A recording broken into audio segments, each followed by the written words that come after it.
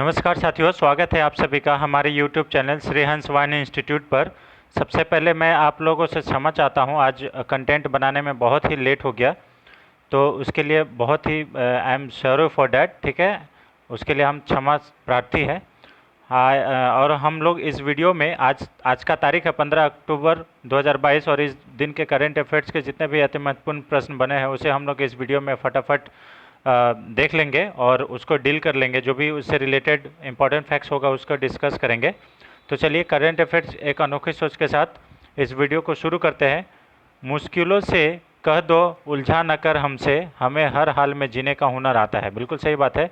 आपके लाइफ में देखिए, हर कोई इंसान ना कभी कभी मुश्किल बन के आ जाता है। ठीक है, तो मुश्किल जो है, मुश्किल किसी भी परिस्थिति में आपके जीवन में आ सकता है। ठीक है, उसे डील करके चलना मतलब सीखिए और आप एक न एक दिन ज़रूर सक्सेस बनिएगा। ठीक है, विद्यार्थी जीवन में भी ऐसा ही होता है कि जब आप पढ़ते हैं तो बहुत सारे लोग ऐसे बोलते हैं, नहीं तुमसे ना हो पाएगा, तुमसे ये नहीं होगा, वो नहीं होगा। तो उस चीज़ को इग्नोर करके आगे बढ़िए और निश्चित ही आप एक न एक दिन ज़रूर सफल होंगे। तो चलिए, उसी मोटिवेशन के साथ आज का पहला क्वेश्चन देख लेते हैं। हम लोग इस कंटेंट में ये सब सारे चीज़ डिस्कस करते हैं, science and technology, awards and honours, international और नेशनल यूज़ के बारे में, डिफेंस सिक्योरिटीज़, सारे चीज़ डिस्कशन करते हैं इसमें। ठीक है, बिजनेस हो गया, इकोनॉमिक्स हो गया, बैंकिंग हो गया, रिपोर्ट्स हो गया, स्पोर्ट्स रिलेटेड। तो चलिए, आज का पहला क्वेश्चन देख लेते हैं। हम लोग इसमें थोड़ा कलरिंग नहीं किए हैं क्योंकि टाइम बहुत कम था फ्रेंड्स, तो इसीलिए आज भर थोड़ा मैनेज कीजिए, फिर नेक्स्ट टाइम से हम लोग इसको एज कंटिन्यू करेंगे। हाल ही में 8 अक्टूबर से लेके 13 अक्टूबर 2022 तक भारत में कहां पर आयोजित आतंकवाद विरोधी 2022 अभ्यास की मेज़बानी की है? Option number A Manesar Haryana, option number B Dehradun Uttarakhand, option number C Jodhpur Rajasthan, option number D इनमें से कोई नहीं। तो देखिए, आतंकवाद विरोध 2022 जो अभ्यास है, इसका मेज़बान कौन कर रहा है? मेज़बानी भारत कर रहा है। और कब से कब? 8 अक्टूबर से 13 अक्टूबर के बीच। और ये कहाँ किया गया है? तो मानेसर हरियाणा में किया गया है। इसे याद कर लीजिएगा, मानेसर हरियाणा। ठीक है, ऑप्शन नंबर ए इसका सही आंसर हो जाएगा। ठीक है, देखिए RATS क्या होता है? Regional anti terrorism summit. ये जो है इसका ये कर रहा है, आयोजक है, मतलब इसका जो मेज़बानी है वो भारत कर रहा है। इसे याद कर लीजिएगा, 2022 का क्षेत्रीय आतंकवाद विरोधी सम्मेलन जो है ये HCO का ही एक मीटिंग है। इसे याद कर लीजिएगा। और हाल ही में HCO का मीटिंग में जो कि समरकंद में हुआ था, उज्बेकिस्तान की राजधानी समरकंद, उसमें भी भारत पार्टिसिपेट किया था और HCO का भारत मेंबर भी है। इसे याद कर लीजिएगा, बहुत इंपॉर्टेंट है। जिसका जो हेडक्वार्टर है वो शंघाई बीजिंग में है।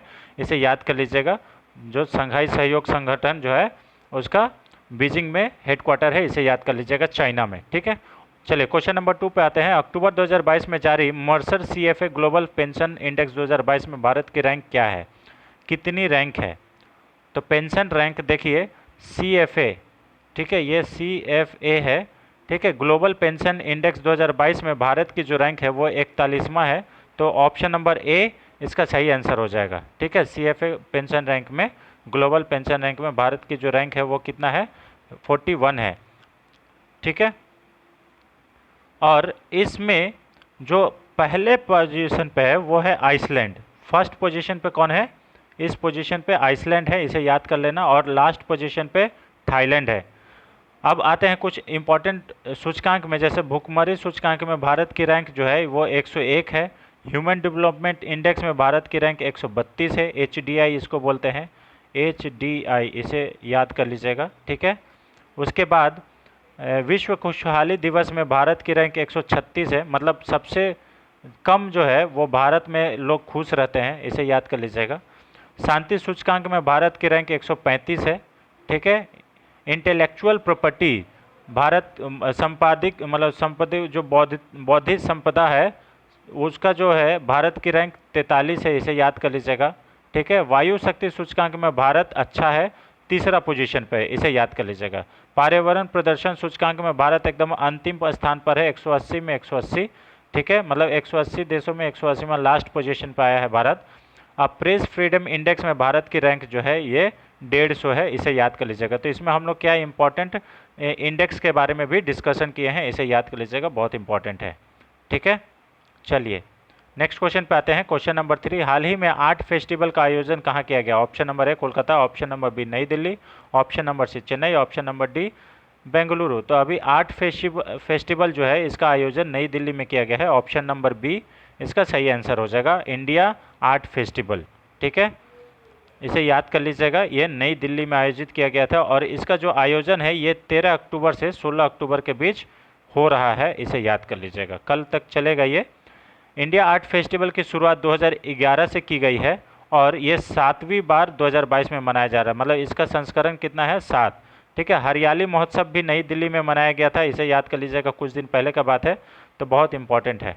ठीक है, क्वेश्चन नंबर 4 पे आते हैं। हाल ही में राष्ट्रपति द्रौपदी मुर्मू ने किस संस्थान में परम कामरूप सुपर कंप्यूटर का उद्घाटन किया है? Option number A IIT Gandhinagar, option number B IIT Guwahati, option number C IIT Jodhpur, option number D IIT Lucknow. तो जो हमारे राष्ट्रपति जो द्रौपदी मुर्मू जी हैं, उन्होंने परम कामरूप सुपर कंप्यूटर का उद्घाटन जो है ये आईआईटी गुवाहाटी में किए हैं, इसे याद कर लीजिएगा, जो कि असम की ये है, एक शहर है, ठीक है, सिटी है, इसे याद कर लीजिएगा। और जो कामरूप जो है ये असम का पुराना नाम है, इसीलिए यहाँ पे कंप्यूटर का नाम जो है ये कामरूप रखा गया है। तो परम कामरूप सुपर कंप्यूटर ये जो है ये आईआईटी गुवाहाटी में स्थापित किया गया है। असम का पुराना नाम कामरूप है, इसे याद कर लीजिएगा। परम कामरूप सुपर कंप्यूटर का जो विकास है ये राष्ट्रीय सुपर कंप्यूटिंग मिशन के तहत किया गया है, जो कि 2015 से शुरू किया गया है, राष्ट्रीय सुपर कंप्यूटिंग मिशन। और एक संस्था है सीडैक, ये इसका विकास करता है, इसे याद कर लीजिएगा। जितना भी सुपर कंप्यूटर से रिलेटेड है वो सब सारे यही संस्था करता है। परम गंगा जो सुपर कंप्यूटर है ये आईआईटी रुड़की में स्थापित किया गया है, इसे याद कर लीजिएगा।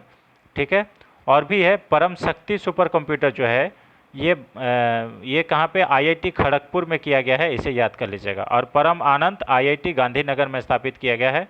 भारत का पहला सुपर कंप्यूटर का नाम अगर आपसे पूछ लिया जाए तो परम 8000 इसका आंसर हो जाएगा, ये बहुत इंपॉर्टेंट है। ठीक है, और ये वाला आईआईटी गांधीनगर वाला भी बहुत, परम आनंद, ठीक है, बहुत इंपॉर्टेंट है। चलिए क्वेश्चन नंबर 5 पे आते हैं। भारत की चौथी वंदे भारत एक्सप्रेस ट्रेन कहाँ से कहाँ के लिए चलाई जाएगी? ऑप्शन नंबर है ऊना से नई Delhi, option number B New Delhi से वाराणसी के बीच, ऑप्शन नंबर सी नई दिल्ली से कटरा के बीच, ऑप्शन नंबर डी अहमदाबाद से मुंबई के बीच। तो ये जो है अभी वंदे भारत ट्रेन जो है ये चौथी जो वंदे भारत ट्रेन है ये ऊना से नई दिल्ली के बीच चलाई जाएगी, मतलब शुरू हो गई है। ठीक है, और इसका उद्घाटन प्रधानमंत्री नरेंद्र मोदी के द्वारा किया गया है।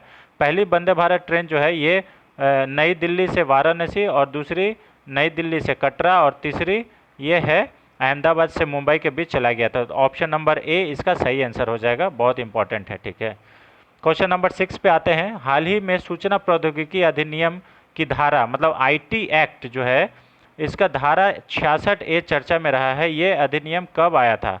तो आईटी एक्ट का जो सेक्शन 66A है ये अभी चर्चा में रहा है। ठीक है, तो ये कब शुरू हुआ था? तो ये शुरू हुआ था वर्ष 2000 में।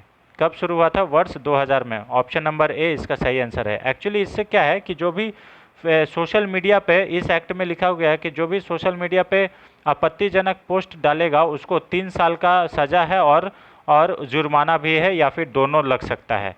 और इसके लिए श्रेया सिंघल केस 2015 में आया था, इसे याद कर लीजिएगा, बहुत इंपॉर्टेंट है श्रेया सिंघल केस। ठीक है, क्वेश्चन नंबर 7 पे आते हैं। हाल ही में केंद्र सरकार ने पीएम डिवाइन योजना को मंजूरी दी है, यह किससे संबंधित है? ऑप्शन नंबर ए पूर्वोत्तर राज्य से, ऑप्शन नंबर बी दक्षिणी राज्य से, ऑप्शन नंबर सी पश्चिमी घाट से, ऑप्शन नंबर डी में से कोई नहीं। तो जो पीएम डिवाइन योजना है इसका मतलब होता है प्रधानमंत्री development of north east India, development of north east India, ये जो है पूर्वोत्तर राज्य से मतलब डेवलपमेंट से संबंधित है। ऑप्शन नंबर ए इसका सही आंसर हो जाएगा। ठीक है, देखिए पीएम डिवाइन का फुल फॉर्म क्या है? Development of north east India, इसे याद कर लीजिएगा। और इसका घोषणा जो है ये बजट का 2022-23 का बजट में की गई थी। इसके लिए 6600 करोड़ रुपए खर्च किए जाएंगे बजट 2022-23 में। अच्छा, और उसके बाद भारत में 100% बायोलॉजिकल वाला 2 हॉटस्पॉट कौन कौन सा है? तो पश्चिमी घाट है और पूर्वी हिमालय है, इसे याद कर लीजिएगा, बहुत इंपॉर्टेंट है। ठीक है, ये वाला फैक्ट जो है ये बहुत इंपॉर्टेंट है। क्वेश्चन नंबर 8 पे आते हैं। क्वेश्चन नंबर 8 जो है, हाल ही में मेघा कायक महोत्सव 2022 कहाँ पर मनाया गया है? Option number A Assam, option number B Tripura, option number C Meghalaya, option number D Arunachal Pradesh. तो देखिए नाम से ही स्पष्ट है, यहाँ पे मेघा लिखा हुआ है, तो मेघा से कहाँ पे हो जाएगा? ये मेघालय हो जाएगा। ऑप्शन नंबर सी सही आंसर हो जाएगा। तो मेघा कायक महोत्सव 2022 जो है ये मेघालय में मनाया गया है अभी हाल ही में। ठीक है, मेघालय की राजधानी शिलोंग है। ठीक है, मुख्यमंत्री कोनराड सांगमा है और राज्यपाल जो है ब्रिगेडियर बी.डी. मिश्रा है। इसे याद कर लीजिएगा, बहुत इंपॉर्टेंट है। ठीक है, चलिए नेक्स्ट क्वेश्चन पर चलते हैं। क्वेश्चन नंबर, अच्छा इससे और भी कुछ इंपॉर्टेंट है, जैसे बांस में रहने वाली चमगादड़ की एक नई प्रजाति जो है ये भी मेघालय में खोजी गई थी। यूनेस्को की विश्व धरोहर सूची में मेघालय का जो लिविंग रूट ब्रिज है उसे भी शामिल किया गया है। मानसिक स्वास्थ्य और सामाजिक देखभाल नीति की घोषणा करने वाला मेघालय पहला राज्य बना है। इसे भी याद कर लीजिएगा, बहुत इंपॉर्टेंट है। ठीक है, क्वेश्चन नंबर 9 पे आते हैं। हाल ही में आयोजित संयुक्त बहुराष्ट्रीय समुद्री अभ्यास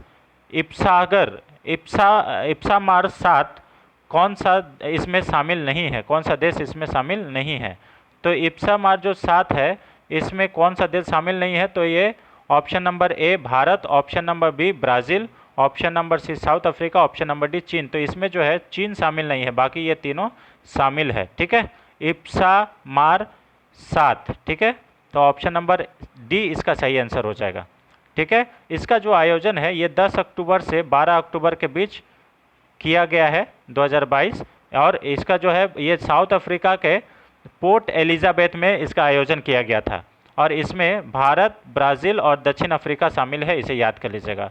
यह एक मैरीटाइम एक्सरसाइज है, मतलब समुद्री नौसेना अभ्यास है। इसे याद कर लीजिएगा, और इसमें भारत के तरफ से INS तर्कस भाग लिया था। इसे याद कर लीजिएगा, बहुत इंपॉर्टेंट है INS तर्कस। ठीक है, INS तर्कस ही है जो ब्राज़ील में भारत का झंडा फहराया था। इसे याद कर लीजिएगा, ये भी बहुत इंपॉर्टेंट है। ठीक है, ये इंपॉर्टेंट फैक्ट्स है। रिमपैक में जो है रिमपैक एक्सरसाइज में भारत की तरफ से INS सतपुड़ा ने भाग लिया था। ये याद कर लीजिएगा, INS सतपुड़ा। ठीक है, कौन लिया था? तो INS सतपुड़ा लिया था। और ऑपरेशन संकल्प में भारत के तरफ से INS तलवार ने मतलब भाग लिया था। इसे याद कर लीजिएगा। ऑपरेशन संकल्प में INS तलवार, रिमपैक में INS सतपुड़ा और INS तर्कस जो है ये ब्राज़ील में झंडा फहराया था। इसे याद कर लीजिएगा, बहुत इंपॉर्टेंट है। ठीक है, आज का लास्ट क्वेश्चन फ्रेंड, हाल ही में पहली बार विश्व स्लॉथ बियर दिवस कब मनाया गया है? ऑप्शन नंबर ए 11 अक्टूबर, ऑप्शन नंबर बी 12 अक्टूबर, ऑप्शन नंबर सी 13 अक्टूबर, ऑप्शन नंबर डी 14 अक्टूबर। तो अभी हाल ही में स्लॉथ बियर दिवस जो है ये 13 अक्टूबर को मनाया गया है। ऑप्शन नंबर सी इसका सही आंसर हो जाएगा। ठीक है, इससे रिलेटेड कुछ इंपॉर्टेंट फैक्ट, 12 अक्टूबर को मनाया गया है। ठीक है, आई एम रियली सॉरी। ठीक है, ये जो है 12 अक्टूबर को मनाया गया है। ऑप्शन नंबर बी इसका सही आंसर हो जाएगा, स्लॉथ बियर दिवस। और ये पहली बार मनाया गया है, इसीलिए ये इंपॉर्टेंट है। ठीक है, बहुत इंपॉर्टेंट है, ये पहली बार मनाया गया है 12 अक्टूबर को स्लॉथ बियर दिवस। ठीक है, 5 अक्टूबर को राष्ट्रीय डॉल्फिन दिवस मनाया जाता है। और अगर डॉल्फिन संग्रहालय पूछ लिया जाए कहाँ स्थित है, तो ये पटना बिहार में स्थित है। इसे याद कर लीजिएगा, पटना बिहार में। ठीक है, ये रहे फ्रेंड्स अभी अक्टूबर के कुछ इंपॉर्टेंट दिवस, जैसे 1 अक्टूबर को अंतर्राष्ट्रीय वृद्धजन दिवस मनाया जाता है, 1 अक्टूबर को अंतर्राष्ट्रीय कॉफ़ी दिवस मनाया जाता है, 2 अक्टूबर को अंतर्राष्ट्रीय अहिंसा दिवस मनाया जाता है, और स्वच्छ भारत दिवस भी मनाया जाता है। तो इसे याद कर लीजिएगा, बहुत इंपॉर्टेंट है। ठीक है, और क्या है, 3 अक्टूबर को विश्व पारेवास दिवस मनाया जाता है, 4 अक्टूबर को विश्व पशु दिवस और 5 अक्टूबर को शिक्षक दिवस भी मनाया जाता है। इसे याद कर लीजिएगा। और भी कुछ फैक्ट्स है जो कि हम लोग अगला वीडियो में ऐड करेंगे। तो ये रहे फ्रेंड्स आज के 10 अति महत्वपूर्ण प्रश्न। आई होप आपको वीडियो पसंद आया होगा, और लेट अपलोड होने की वजह से हम आपसे माफ़ी मांगते हैं। तो लेकिन आप उतना ही प्यार देंगे, ये हमारे आशा है। Thanks for watching, thank you so much.